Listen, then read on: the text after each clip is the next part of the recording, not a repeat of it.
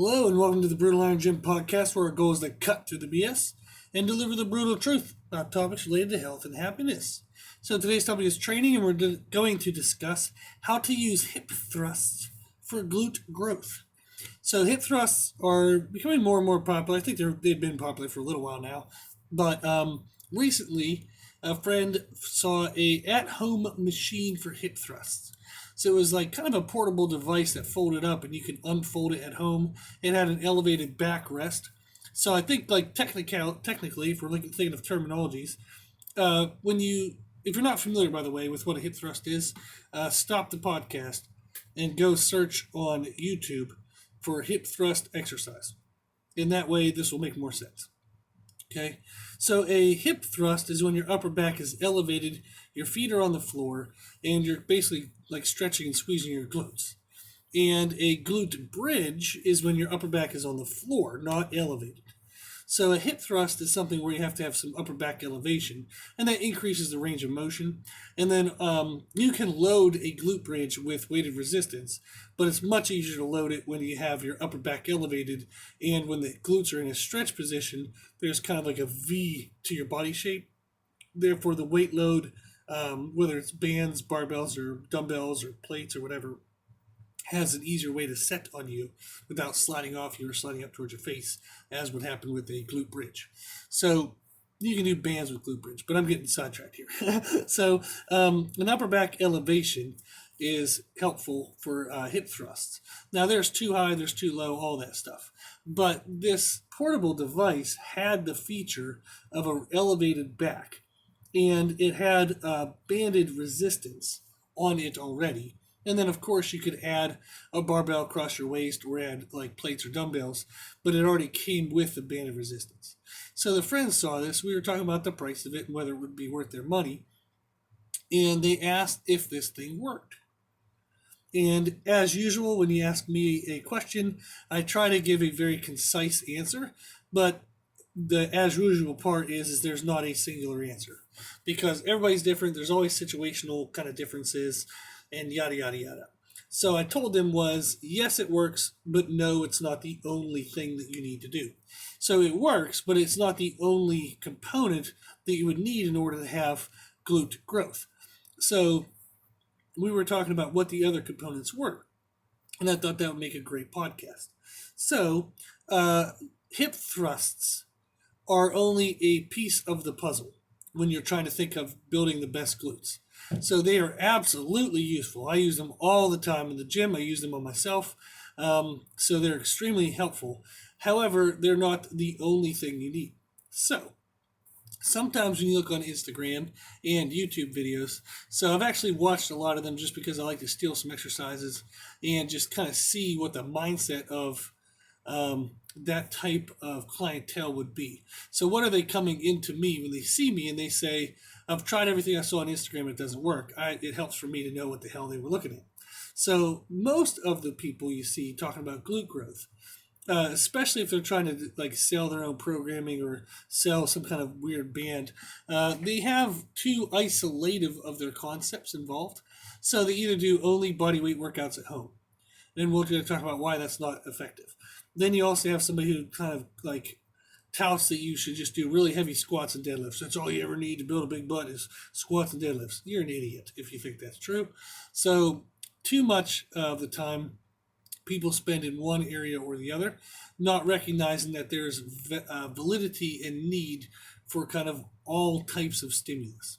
So the other thing was that I saw a lot of the videos was women who had kind of natural curvature to their hips.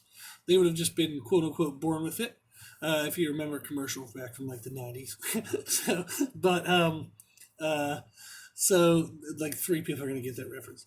So there are some women that are born with it, and those women, they're going to be the ones who probably most often tout that you just need body weight and you don't need heavy weights. Then there's going to be the women who were thin. They really needed to build their butt, and it took a lot of work for them to do it. They're going to be the ones who better understand that you need to mix in some heavy resistance training, not just body weight alone. So I was discussing with a member of the gym the other day about the curse of good genetics. in the sense that often if somebody's just given something, then they're not going to best understand how to develop it. So if somebody's always had abs, they're not going to be a great coach for telling other people how to get abs because they never had to get them. They just had to keep them. Okay? And they probably didn't even have to work that hard to keep them. So if somebody's already naturally strong, so, maybe they were already deadlifting 500 pounds the first time they ever deadlifted. Or maybe they blast up a really big squat, but the other numbers are kind of crap. So if they're gifted in one lift, and you'll see this especially in deadlift too, like people will have like 800, 900 pound deadlifts, but they have like a 600 pound squat. So they're not very comparable. They're not going to be the best people to ask advice from because they were already good at that thing. Probably almost anything they used, like anything they did, worked for them. So they're not going to understand why things don't work for other people. They're not going to understand the science behind it. They often don't put as much emphasis into education as the ones who had a harder time achieving the goal. So what we're getting to here is what would be a complete program that if you don't have the genetics for great glutes, that you would absolutely have to have all of these components in order to build the best glutes. Now, the other caveat is what if you already have good glutes? If you follow the information we're about to cover, it's going to make your good glutes great. Okay, you can get even better results. So, what you need to have is there's two training components, and we're going to talk about other components that might be needed, other categorical type components. So, the two training components you need is you do need heavy resistance training on the glutes. And you do need pump work, kind of high repetition work on the glutes. So one of the best people you can look for information on glute growth is Brett Contreras. So I don't remember how to spell his last name. Just go into YouTube and type Brett, B-R-E-T, and then start to type his last name, C-O-N-T-R something. And it'll come up, Brett Contreras. He does a great job of mixing in heavy and high rep work. Okay, with the athletes that he works with, and it's fantastic information. He has great products.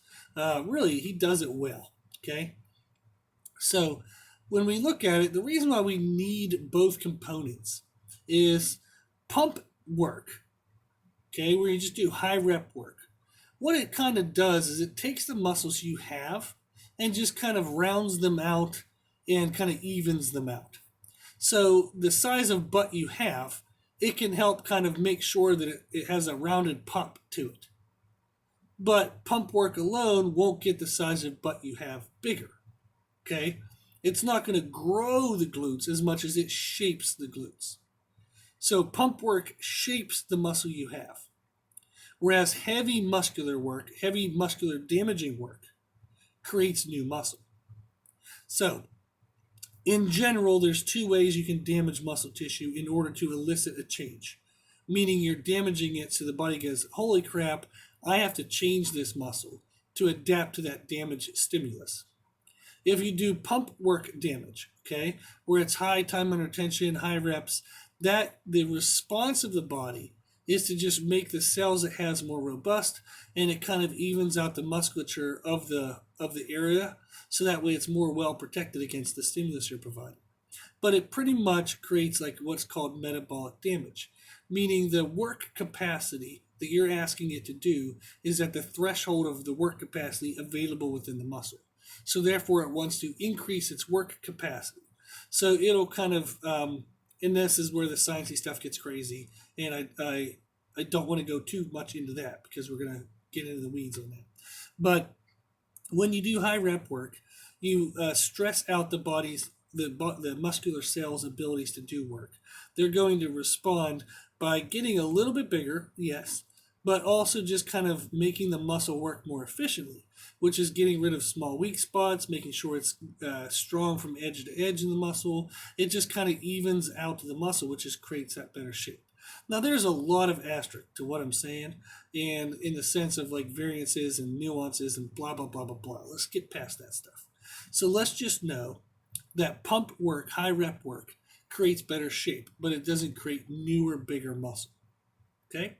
So when you do heavy work, what happens with that is when you load a muscle with really heavy weight and you ask it to contract, release against that heavy weight, it causes damage to the cell, like structural damage. And then the body has to go in there, and if it has excess food, and we're going to talk about nutrition in a second, but if it has excess proteins and fats available, it will build up new, thicker new cells, and that way you can create a larger muscle. So it takes the cells you have, fixes the damage you did by putting in extra material to try to prevent it from being damaged again. That extra material, in a sense, leads to extra size. So the heavy resistance training increases the muscular size you have. Pump work betters the shape of the muscle you already have. Okay? So you need both. You need to build new muscle if you want a bigger butt, but then you have to shape the muscle to make sure the butt looks the way you want. Okay? So, heavy muscle damage, so that resistance training. How do we know if something is heavy? In podcast 214, titled Understanding Rep Ranges and Expected Results, we talk about different times under tension, where if I do an exercise from 0 to 10 seconds, that's kind of like strength expression. It shows my strength.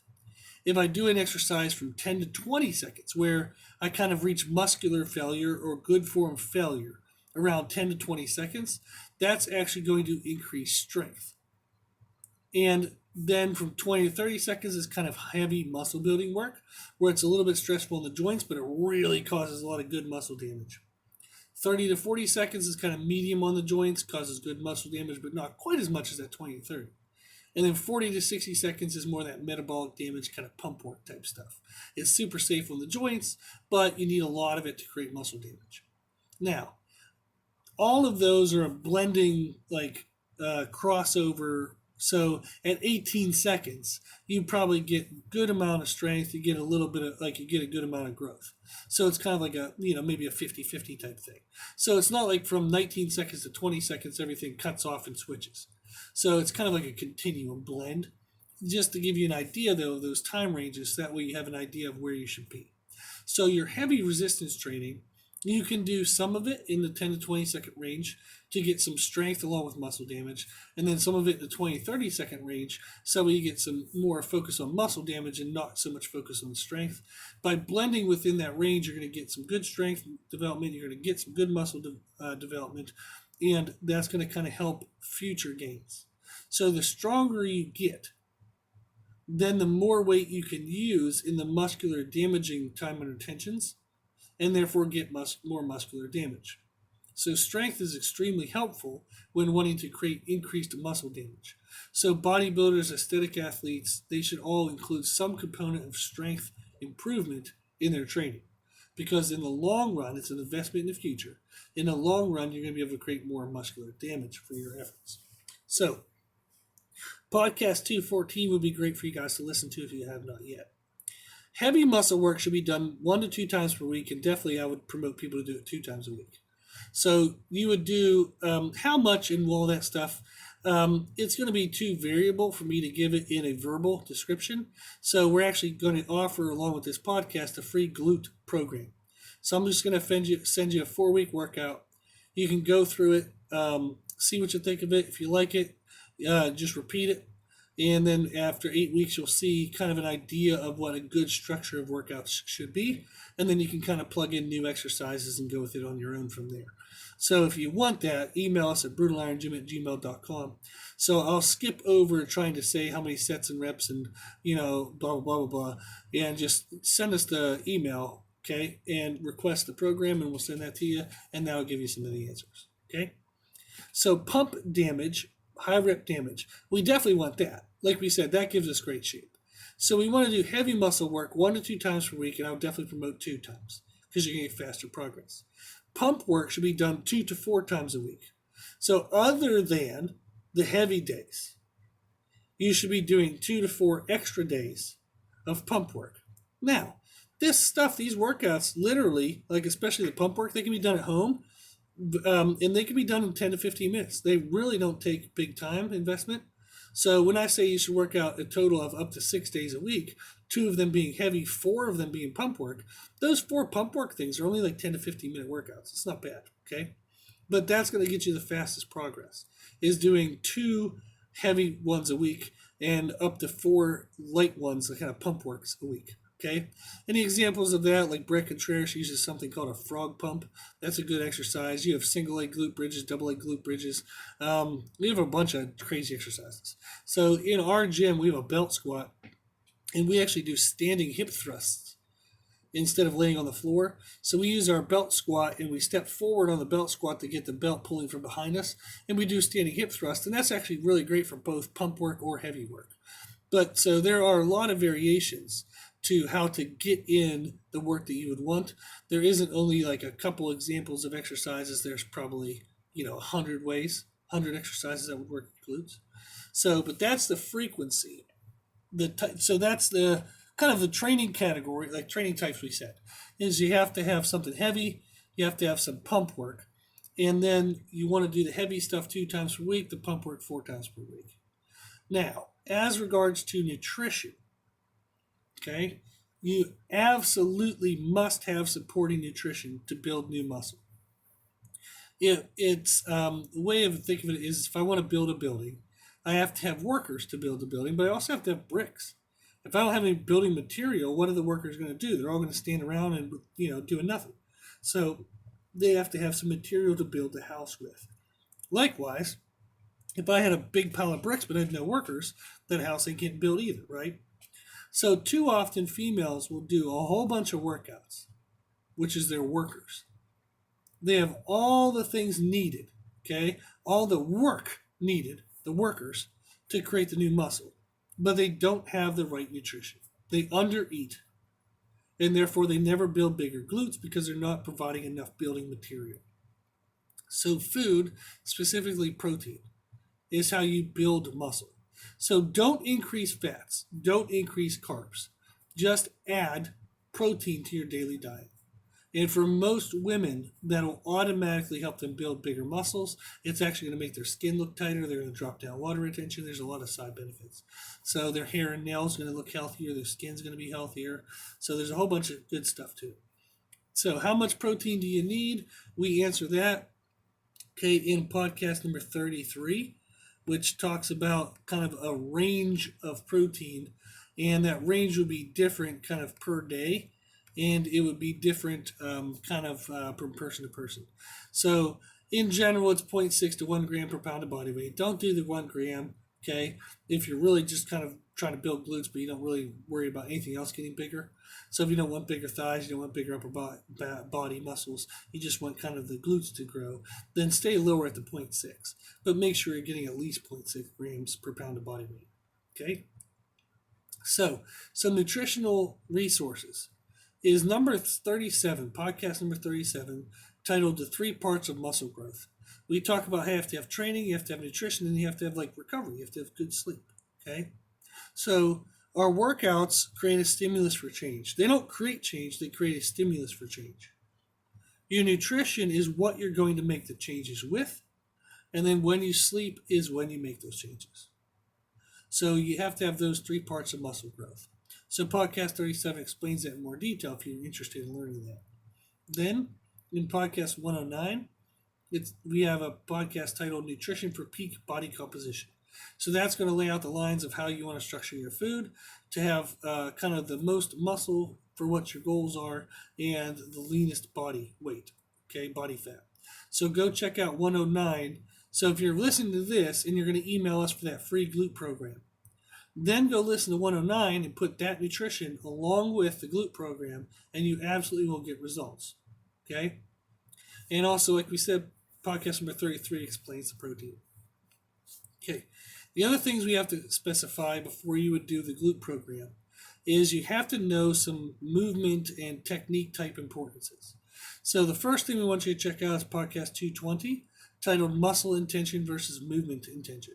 So what that boils down to is when you do glute-based stuff, you have to do it in a controlled manner where you're paying attention to the stretch and contraction of the glutes.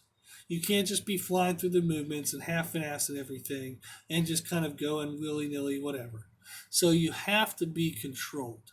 You have to really pay attention to the contracting and releasing forces of the muscles, so that way you have maximum muscle damage rather than just kind of blowing through the motions and getting things checked off the list, but not necessarily going to get the best results out of it. Okay, so 220 tells you that. Podcast 439 discusses limited development due to limited movement. So in that podcast, we discuss how there was a female client who had, due to limited calf movement from years of dancing, she didn't have the right proper kind of glute development that she had wanted. So until her calves got fixed, her glutes were never going to grow correctly. So it's important for you to identify if you have limited movement, so that way it doesn't hold you back in your development. Okay, so those are the podcasts we'd ask you to listen to before you would start the program. So if you want the program, email us. Our email is brutalironGym@gmail.com. We'll send it to you.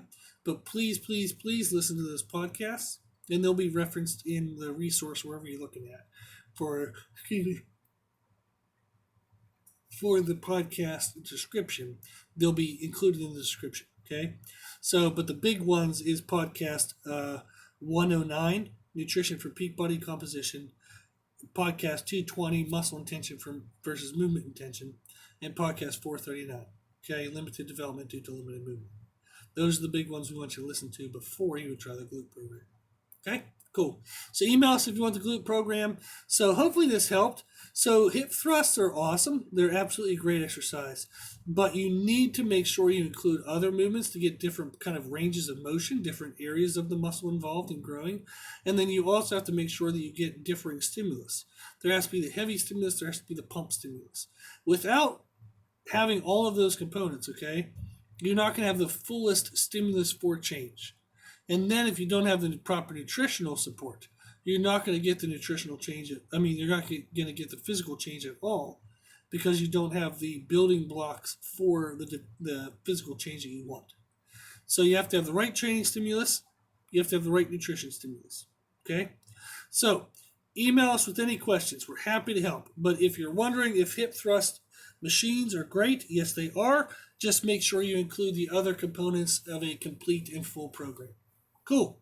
Okay, if you need anything at all ever, email us. Our email is brutalironGym@gmail.com. We thank you for listening to the podcast, and we hope that these things are helpful, and we hope that they're cutting through the BS that you see out there in the world, and we're just here to give you the truth on it. Okay? So if you ever have any questions or anything that you would like us to discuss in podcasts, always reach out to us. Our email is brutalironGym@gmail.com. So we want to know what you want to learn about, because this podcast is for you guys. Okay? Also, if you like the podcast, please share them. So when you share them on social media, that just helps get more people access to the podcast, and we can share good information with more people in the world. And if you like the information that we do provide here, you can also check out our information on our social media pages of Instagram, Facebook, and Twitter under the name Brutal Iron Gym. Okay? So I do hope you can reach out to us if you need anything. I hope you check us out for more information in other ways. And I hope you share the podcast so that way more people get help. Cool. As always, I hope this was helpful, and thank you for listening. Thank you for watching.